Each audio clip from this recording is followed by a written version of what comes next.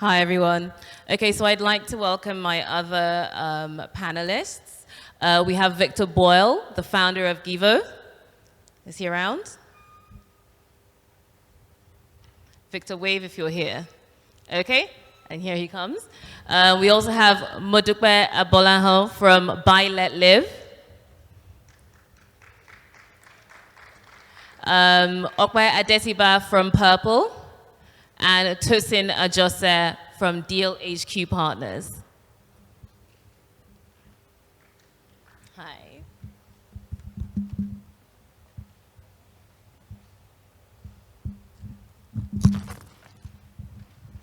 Can we give them a round of applause, please, as they come onto the stage? Thank you.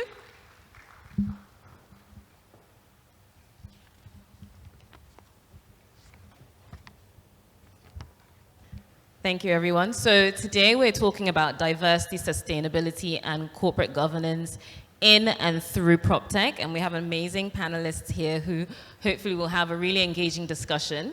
There's no doubt that the future is digital. And Proptech helps us make better, safer, smarter, and more sustainable decisions and more sustainable uses of our resources as well. ESG is also an element that is becoming more prominent in PropTech. And by ESG, we mean the environmental, the social impact, and the corporate governance of how a company or a real estate asset is run. So with PropTech, there's so many areas to focus on. We have things like building certification, LEED certifications, we have cloud applications, we have corporate governance applications. And so PropTech really poses a unique opportunity to streamline like data gathering, auditing, governance, etc. And it's very critical in helping property investors as well as property owners in understanding where change and innovation is needed. So with that in mind, we will start this conversation by talking a little bit about governance. And so my first question is to, we'll start talking about the environment. And my first question is to Okwe and Modupe. So statistics show that buildings and construction are responsible for about 39% of global carbon emissions, with energy used to power buildings accounting for about 28% of it. Now, what are the PropTech solutions available to help companies focus on improving their energy efficiency? And Modupe, ladies first.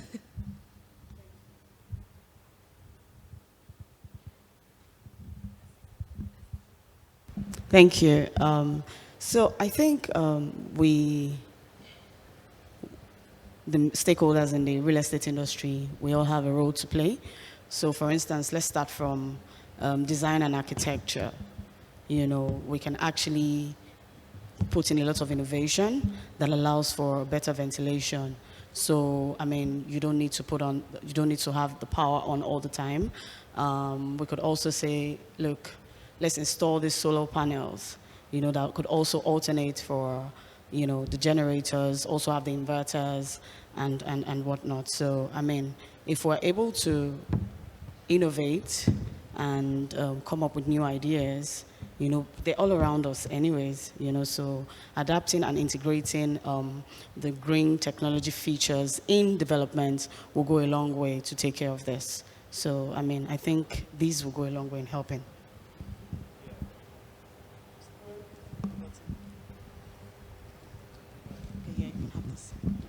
Yeah, and I definitely agree with that. And I think what's also key is sort of making sure those innovations are worked into the development from the start, because that's really how you get the most value.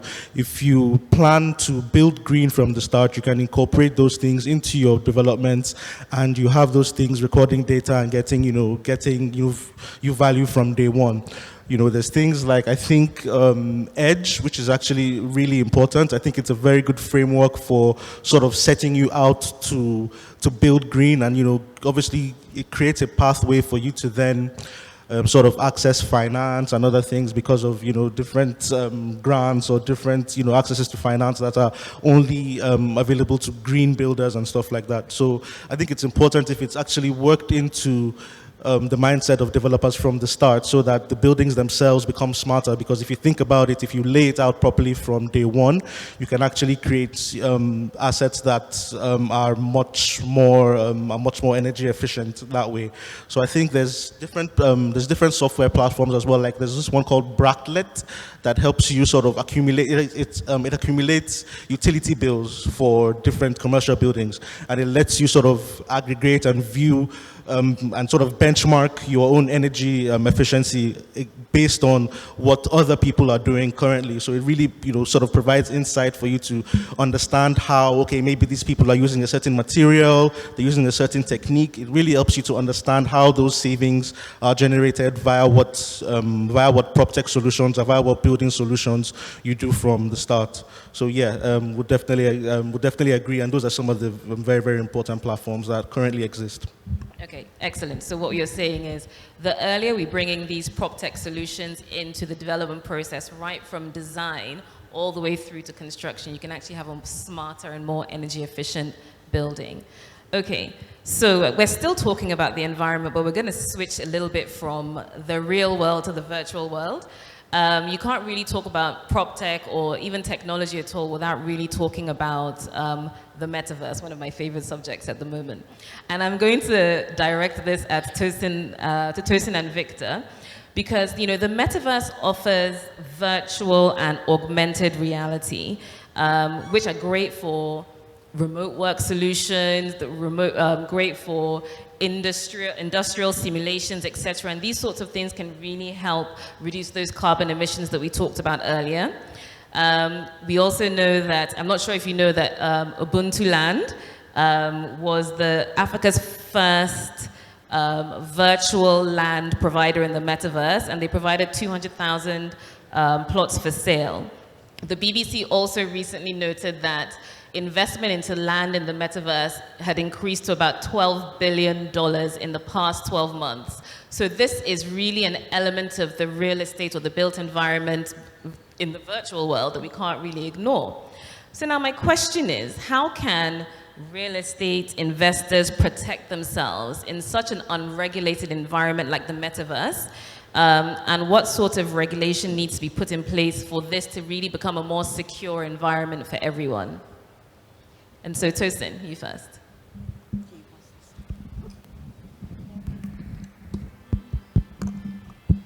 Okay, good afternoon, everyone. So because I'm here on borrowed time, I'll first of all introduce myself and what I do. My name is Tosin Ajose. I'm a commercial lawyer, and I'm the lead advisor at a transactional advisory law firm called Deal HQ.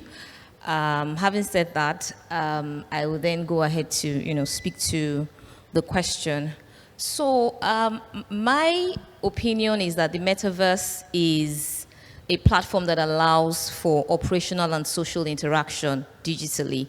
And of course, we know that the market is growing significantly, and a lot of people are, building influence and pitching positions in the metaverse, and people are trying to, own a piece of this virtual world that is emerging. And I was reading something recently where we have quite a number of people that are now, creating lots, in the metaverse for sale, and one of them is Decentraland, and a lot on Decentraland now is going for over $15,000 US, and interest is peaking, for a lot of these things. And so the question that a lot of people are asking is this a potential threat to what we know as conventional real estate and real estate investing? I don't think it is, right? Because when we go into the metaverse and enjoy this augmented, reality platform that allows us to, have enhanced social interaction, we're not going to stay there. You're still going to come home and sleep on your bed, okay? We do that to ensure that, we are able to live easier, we're able to interact better, we're able to, advance, solutions to problems that we face in the real life. But primarily, those platforms help to aid interaction. And like you said rightly, it helps us to minimize carbon footprints that we spend trying to do physical interaction in the conventional world. However, I'm not going to go into the metaverse and buy a lot there, build a house, and sleep there. When I'm hungry, I'm not going to eat digital food. When I need healthcare, I'm not going to perhaps, maybe it would augment the opportunity to have, interaction with medical personnel or what have you. But I wait to see the day that, we will be able to do surgical interventions in the metaverse. I think we're still a long way, ahead from that. So do I think that it's a threat to real estate, the conventional real estate? I don't think so. But do I think that there's significant opportunity? I think that yes, there is, because we are beginning to digitize a lot of human experiences and interaction. And what that means is that where there are platforms that enable these experiences and interactions to happen, then there are opportunities there that can be monetized, that can be enjoyed, and that can be used to solve, real life problems. So I think we should be looking, intently at positioning for, the benefits of, the metaverse, because there is potential for every form of human interaction to be digitized, right? Except for the ones that have to do with, eating and, sleeping and, medical care and what have you. So do I think we should be paying attention? Yes, I do think. Do I think it's a threat to conventional real estate and real estate investment? I think they would complement each other, very well and very perfectly. Now, to people who are making investments in the metaverse, how do you ensure that you are protected in an unregulated environment? So many of us heard, the news over the week about what happened, on one of the biggest, on one of the biggest trading platforms for cryptocurrency, and a lot of people had heavy exposure to, these platforms, from institutional investors to some people who are high net worth individuals and what have you. But what is the lesson that we have learned from it? Some people will say that when you have, these digital assets on decentralized platforms, it makes them safer. Some other people would argue that it's safer when they are not decentralized, and so the people who have built this product have a bit more control, and they are able to ensure that, there is some internal governance that happens. But I think long and short of it is understand the product. If you're making investments and getting exposure to any kind of digital asset, any kind of digital investment or platform, the first thing to do is to understand. Ensure that you are able to navigate all the risk points. So we all know that there is there's no regulatory platform, so to speak, that is centralized around all of these, assets. But we need to start, encouraging conversations around understanding risk, asking questions, and being able to take position to say, if I'm taking exposure to this and there is no much clarity around the risk positioning, then I know that, I am entering this knowing that there are risks around it, and I'm not going to expose myself to the extent that if anything goes wrong, then I find myself, completely out of sorts. I think another point that I would mention is that you need to ensure that you have capacity and that you have understanding. So even in the little interactions that a lot of us have with technology, you download an app on your telephone. You don't understand. You don't wait to understand the terms of use, understand, the principles that surround, you actually being, using that product. And everywhere we go, we are dropping our digital footprints and we are exposing ourselves, and nobody is paying attention to the risks. At the very minimum, any kind of product that you are interacting with, be sure that you understand the principles that even govern using the product. Be sure that you understand, the potential risks. I think maybe as we go along, we're going to talk a bit more about data and, cybersecurity, but please ensure that you get sufficient knowledge for you to understand until we get to a point where, we have a more regulated, market structure. Whether that regulation will come from government, I doubt, but I think more and more as people interact with platforms, people who are building products and building marketplaces now have a responsibility to ensure that there are rules that govern, the operations of those platforms that keep people safe and secure. Tosin. So Victor, I know we had Yeah. a conversation about this. Over to you. Yeah, hi everyone. My name is Victor, and I'll just take the example of my last speaker and introduce myself. So, yes, my name is Victor. I'm a secular economist, and I do technology. I like to say that because on different days you might see me doing different types of technology. But the thing that, the common theme around all of them is digitization, especially with the use of IoT, Internet of Things, and artificial intelligence. And I am a chartered accountant by training. So this is going to reflect in my answer. And I think what she said is really, really interesting and really right. But just to the crux of it, in terms of cryptocurrency, regulation, all of these things, metaverse, again, there is a difference between all of these, right? So let me just put that out there up front. And I also have to say, from my understanding, the metaverse, yes, runs on blockchain and some of those things, but the metaverse is owned by entities, right?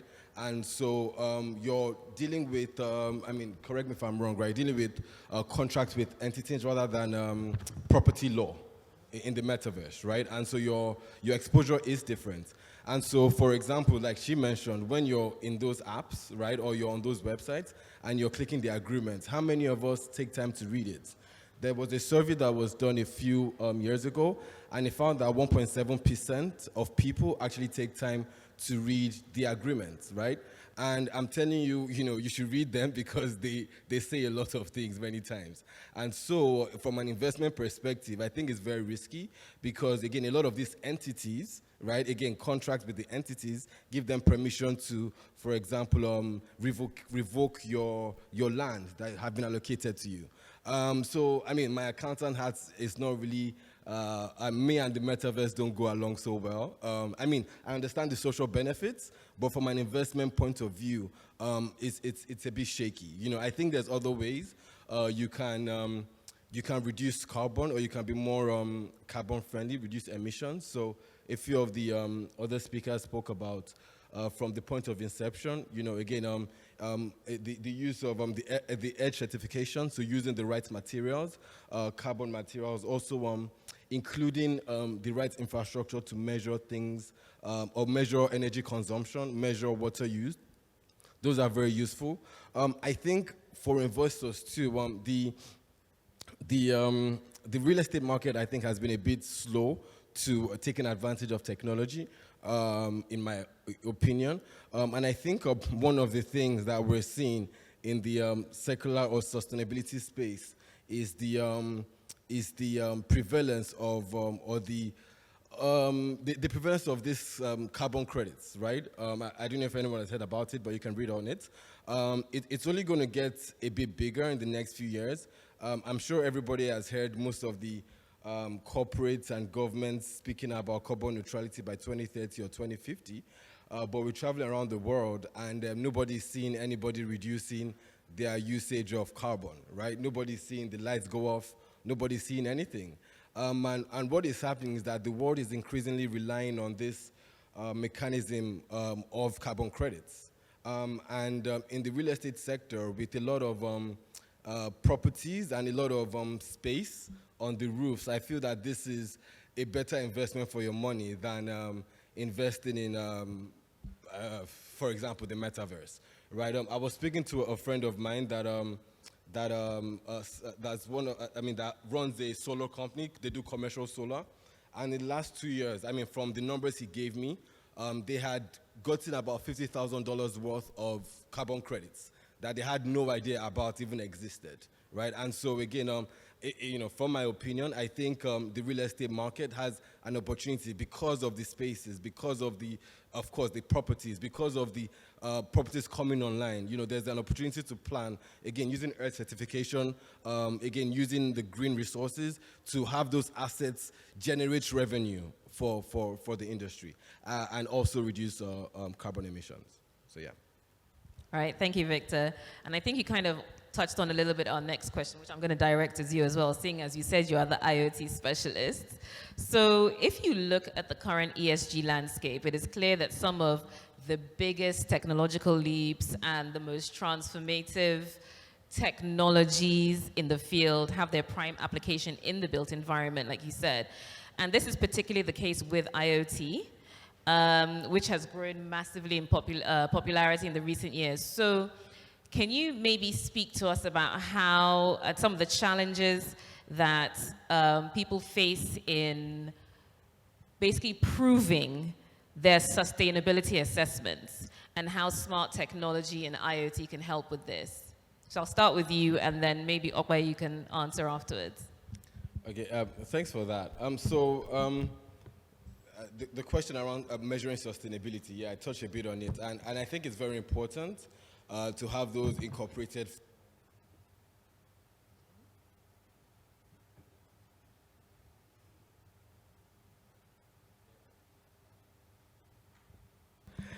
Okay, so yeah, I think it's important to have those incorporated from early on, right? So again, once you're at the planning stages, and it's a bit simple. I was having a conversation earlier. Things like having sensors to measure your solar consumption. There's sensors on the market that go for $100 to $200, and you have, and in fact, if you have bigger industrial systems, I'm pretty sure that the systems come inbuilt with a tracking device, for example, right? So first of all, it's about having the database, and to get that database, you need to invest a little bit in the right IoT devices, the right technology to do it, and they exist out there. Now, of course, when you compare it to the benefits, right, it makes a very sound business case many times. I'll give an example of there's a project, or there's a in Kenya right now, the National Construction Authority, where we've been able to help them over the last few years digitize the, let me find the right words, digitize the management, so from the registration through to the approvals of the construction for the National Construction Agency in Kenya. So everything is digitized.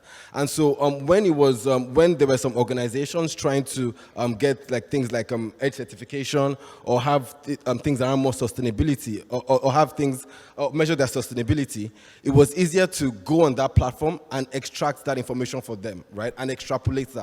So really, the main thing is that it starts from the database, right? If you have a right database, right, and again, a right way of collecting the data using IoT, then proving the sustainability is, it's just a matter of looking at the numbers, right? The numbers speak for themselves. Yeah, thank you. Yeah, I definitely agree with that. I think data is absolutely key, because without knowing the impact, or without knowing what you're missing out on, you can never make that right decision. Like you said, about a company that didn't know you had about $50,000 worth of credits you could actually claim just for going green. So I think awareness is really key. A lot of times in our market, I think some things are not people are not really aware of these things. So I think making that information available is absolutely key, and things like what you run as well, definitely makes, monitoring and making those decisions absolutely easier. For instance, like, at one of our properties, we're actually providing about 25% of our power from green initiatives like solar. So, if you tell that to, a developer who is currently struggling to, power his buildings, having the exact number, having the exact impact of the solar measures we've taken, it may actually go a long way to convincing someone that you should spend an extra however many million or capital expenditure on actually going green. So those actual figures need to sort of come out and be easily accessible so that people can actually see what's going on. So what I'm hearing is that the benefit is twofold. The fact that you can use Proptech to gather this data, you can use it to confirm to these investors who are looking to invest in impact type projects to show that your building really is a sustainable building. And then secondly, you can also use it to convince your users that investing the capex into these more sustainable solutions will actually have a more longer term impact on reducing their costs. So those are the two benefits I'm seeing of using smart technology and IoT in PropTech. Yeah. Okay, so thank you very much. We're going to switch a little bit and talk a little bit about diversity. So, there's a lot of talk about diversity and inclusion at the moment, but many of these discussions are centralized around gender diversity, racial diversity, disability inclusion, which are all very, very important topics. But one area that is often ignored is financial inclusion and financial diversity. And in what ways can technology be used to enhance financial inclusion in real estate specifically? And how can this be regulated? So, Modupe, I'll ask you, and then Tosin as well, if you can answer this question. Thank you. So financial diversity is, okay, so in layman terms, a mid-income earner, anybody can actually just be able to invest in real estate. So, I mean, it's diversity in itself is a major problem across all sectors. So, for instance, with my phone, I have an app called Bamboo. So I have access to be able to invest in stocks in the US. And so you see technology working in those sectors. Why not in real estate? So, I mean, if this is possible, it helps everybody to include. So we have, I mean,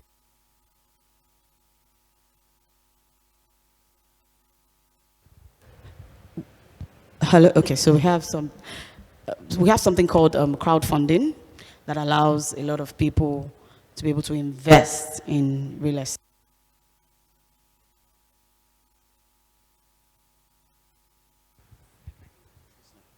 Thank you. Yeah, so I mentioned crowdfunding. It allows a large number of people, so you don't need to wait to invest. You don't need the bulk amount of money, to invest in real estate. There are also, tech companies like Tola mentioned earlier, like Realty. Realty has been able to use technology to fractionalize payment structure when it comes to real estate. So, I mean, we're hoping that a lot of other, tech companies will come up. So, for instance, I work with Buy Let Live.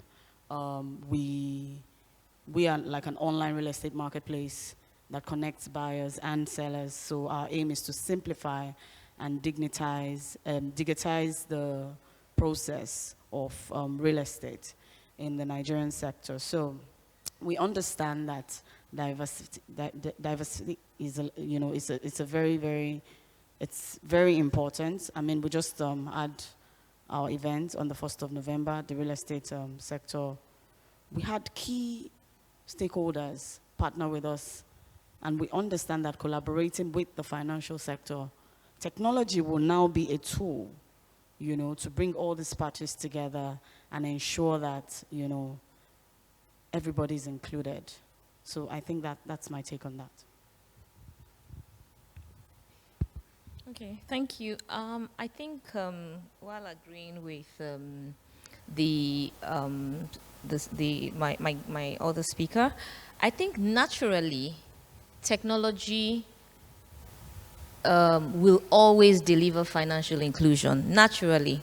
Whether it's a product that is specifically built for financial inclusion or not.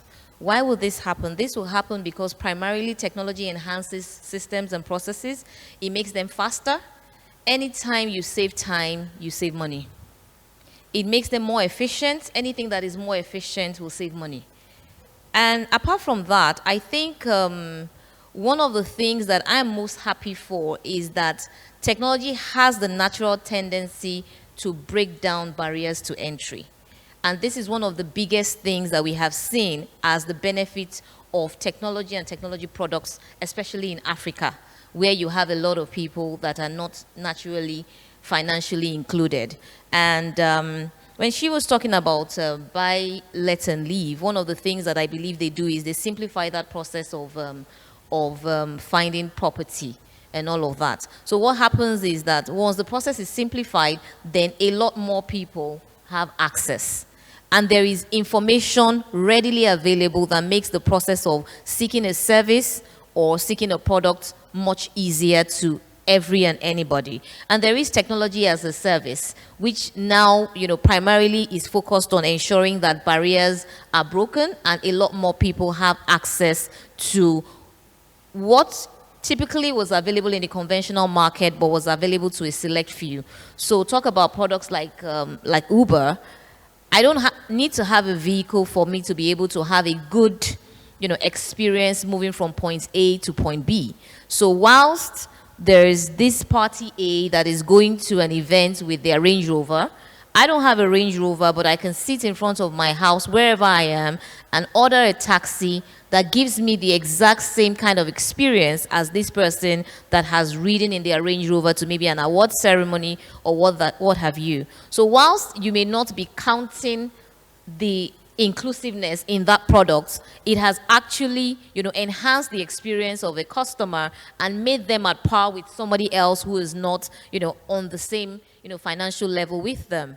Also, products like, you have people like Split that are now doing, experiences that allow people to, share spaces, to co-live or co-work and all of that. That's also some kind of financial inclusion. So if I desire to, for instance, get an apartment in Banana Island, I may not have the resources to do that naturally if I had to go to the conventional market. But if Split, for instance, or any of these other, co-living platforms had an apartment in Banana Island, if it's a 4-bed or 5-bed unit that is available, if 4 or 5 of us are coming together to take, lots from that apartment, then what that means is automatically there's a crash in the price, and what ordinarily in the conventional market is only available to a certain class of people now becomes, opened up to many more of us, right? I think she also spoke about co-investing, right? In real estate, there are now opportunities where, people bring technology-enhanced, investment products to the market where you don't have to own, the whole of a unit or real estate asset. They're broken down into, different smaller lots, and I can make an investment at whatever level I'm able to afford and enjoy the benefits of returns from real property. I mean, I can go on and on, but I just wanted to, ensure that we understand that apart from the direct, impact on financial inclusion that happens when people build products that are specifically to achieve that purpose, every kind of technology, whether service, product, always has a way that it delivers financial inclusion in one way or the other. Excellent, thank you. So basically, real estate or Proptech can create access for everyone, and people like Split or Rent Small, etc., they're actually helping people who may not necessarily be able to afford to rent or buy a home at the larger scale to do it on a fractional basis. Okay, so I think we'll stay with diversity because, there are many Proptech solutions for building management, for property sales and leasing, like we've talked about, and for rent collection. But there's a growing awareness that real estate really can have a significant social impact. So how do we shift focus and investment into more social housing in West Africa? Even things like elderly care facilities, for example, those sorts of solutions. So I'll, pose this question to Okwe and Modupe. So yeah, I think a lot of those things are really important to actually developing the ecosystem, but they need to be a bit more incentivized. They need to be a bit more thought out for this particular market, because elderly care in maybe more Western climates is very popular. It's very profitable because they don't have the same cultural inclinations that we do, in that when your parents are getting old, you bring them into your home, or you set them up somewhere. In more Western climes, it's more profitable because, people have the tendency to be more, singular, more alone. So rather than staying on your own, you would be in an elderly care home. So I think we need to find a way to make those kinds of things more popular here, or give those things more attractive, because make those things more attractive, because software, data collection, those things, they seem more interesting, more attractive than social housing, or making making the ecosystem more sustainable and stuff like that. It's not as glamorous as getting 1 million users and being a unicorn, but if you find a way to actually make it work for you, like there's a company I read about in Denmark, and what they did is there's things called waste to energy converter plants. So basically they take trash and then they burn it, and they convert the gases into energy. And there's a particular one that's powering 150,000 homes in Denmark right now. But what they did to it is that they built their plant, and then on top of it or around it, they built like a leisure park. So imagine because obviously these facilities, they are very tall and very big. So they built a ski slope all the side of it, and you're able to actually engage in that building as a regular person. You can bring your trash there, get it burnt. 85% of that trash is burnt to actually generate energy, and it's powering homes. But then on the side of that, you can climb the wall of the building, you can, ski down, you have, places to eat and share with your family. And they've obviously done it so that the gases that are, emitted are not, harmful. It's just water vapor that's released. So things like that, for instance, if I was a developer and I had a project to create, a landfill site, thinking, just about the landfill site wouldn't be, attractive. But then, wrapping it around, things like climbing walls, tech-enabled things can then make it more attractive to people. Making it smart, gives it data as well. So it makes it more interesting than just, building homes for old people. So I think we have to find a way to make them more attractive to this climate, find a way to make it more exciting for us here, so that people will actually engage, engage and try and do that. Okay, I just wanted to make a comment about your, we learned in the last panel, we're not all solving to be billion-dollar unicorns, we're solving to, for problems, we're trying to solve problems, yes? Yes. Thank you, Okwe. I mean, the whole idea around creating such opportunities, I think the government needs to create a more enabling society and environment where a couple will say, oh, this is a profitable venture. For instance, you've looked at the inflation and the returns as 20%, and you're looking at the whole environment like, okay, so how will I profit from this? Because yes, we're solving problems, but it also has to be profitable, right? To sustain the business and for growth. So if it's, if we have a better environment where this is more encouraged, because we look outside the country where this kind of system is sustainable, they have the backing of the government. It's an enabling society, it's an enabling environment, you can do it and you can thrive. So as much as I agree with Ope, I'd like to say from this angle, if developers like Popo, where we're all encouraged to look towards this side of development, why not? So that's my take on it.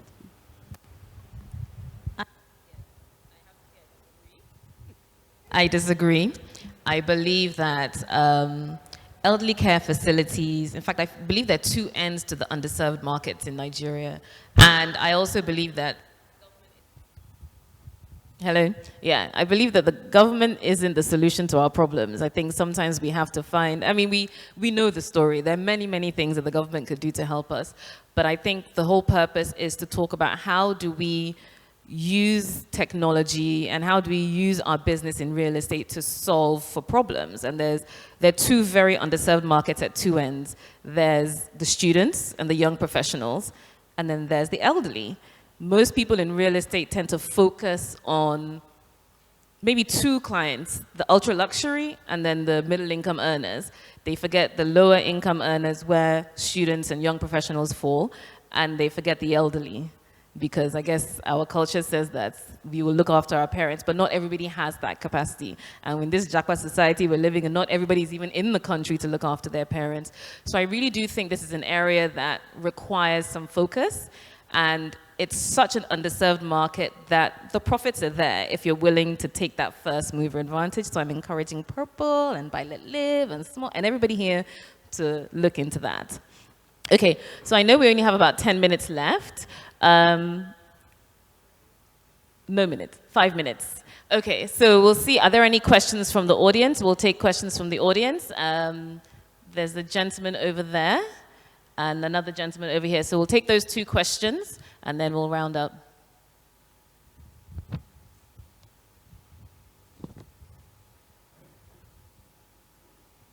Can someone give them a mic?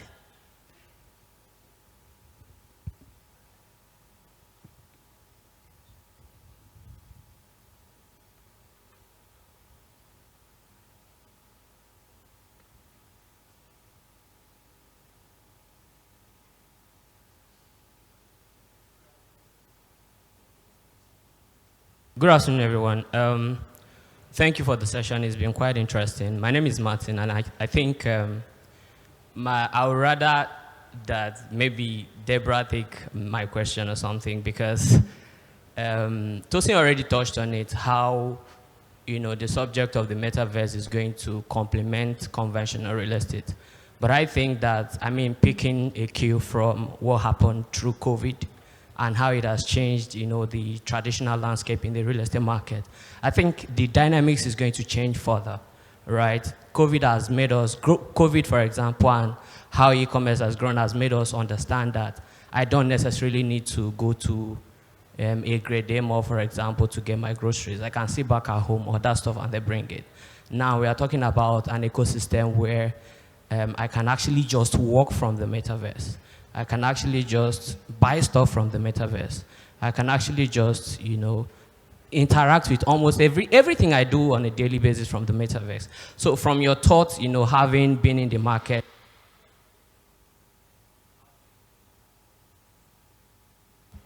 sorry, okay, thank you. How do you think this is going to shift in the next 10 to 20 years or whatever it is? And how will, from your perspective, how should players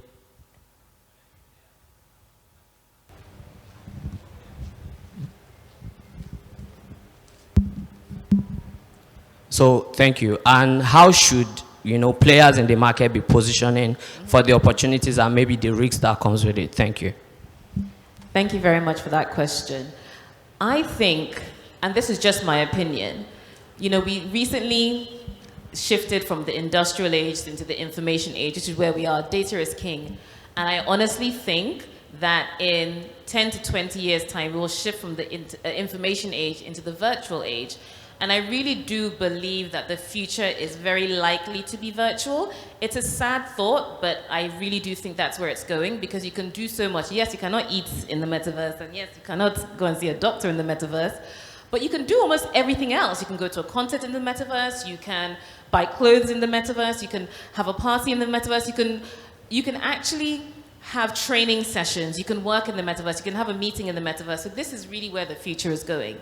The challenge with the metaverse, and it's a pro and a con, it's beneficial to people, and people like it because it's this decentralized environment. You can pay for everything with cryptocurrency, and what people love about it is that side of things, but it's not well regulated.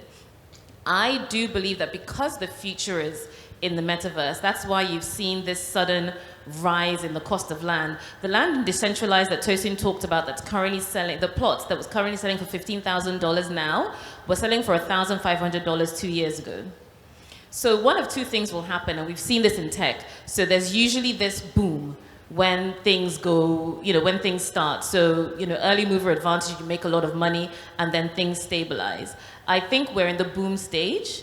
I do think that the cost of land in the metaverse will stabilize eventually. The challenge is, how do you value land in the metaverse? It's an unregulated environment, so you can't take RICS standards into the metaverse and say, okay, you're going to do a percentage of this, or, how do you value land and property in the metaverse? There is not enough regulation right now, and I think there probably needs to be at some stage in order for it to be a safe space for us to interact. But I do think that everyone needs to start thinking about the fact that in 10 years' time, in 20 years' time, we really are potentially moving into a virtual world. And if it might not be in our lifetime, maybe these are investments we need to make for our children, perhaps. And Tosin probably has a different opinion.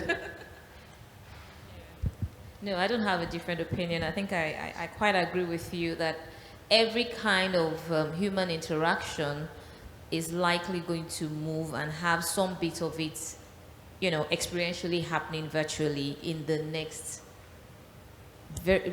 few years, as a matter of fact. And so you need to be looking for how the businesses that you do and the things that you do right now, how, the metaverse can enhance, your business, your operations, or even the ways that you do social interaction. A lot of people are already optimizing the benefits of having, meetings, people take courses. I mean, there are so many opportunities for you to, become closely entangled with everybody else across the world within this virtual place. It also enhances customer experience, client experience. People can, almost physically encounter, you can go to places that you've never been. You can go on a tour, you can experience countries you've never been, you can see things, so there's a lot of opportunity. But I think to protecting ourselves or being prepared for what the eventual outcome will be, it will be like every other thing, every other direction that technology has gone. So we're finding more and more now that, product developers, product owners, platform owners are the ones that will now determine the rules within their environment, right? So they become like self-regulatory, organizations in some form. And then users must then begin to direct, the kind of experience that they want to see on those platforms. And when you see that there are options and there are alternatives, then you must determine why this particular one and not this one. Do I want to invest in Ubuntu land, or do I want to go to Decentraland? I mean, it's the experience, the rules, and the governance framework that should help you determine, where you're going. So I wasn't going to disagree with you. And let's just say, API, very soon we'll be doing this WAPI or API Summit in the metaverse. Please record this clip and play it then. All right. One more question? Okay, unfortunately, we're out of time, but I just want to say a huge thank you to my panelists. It's been a really engaging discussion. And thank you to everyone. I know you were rushing up, you were waiting for lunch, so thank you for sticking with us throughout this session. It's really been great having you with us. Thank you. Thank you. Please let's celebrate this very stellar panel for this amazing conversation.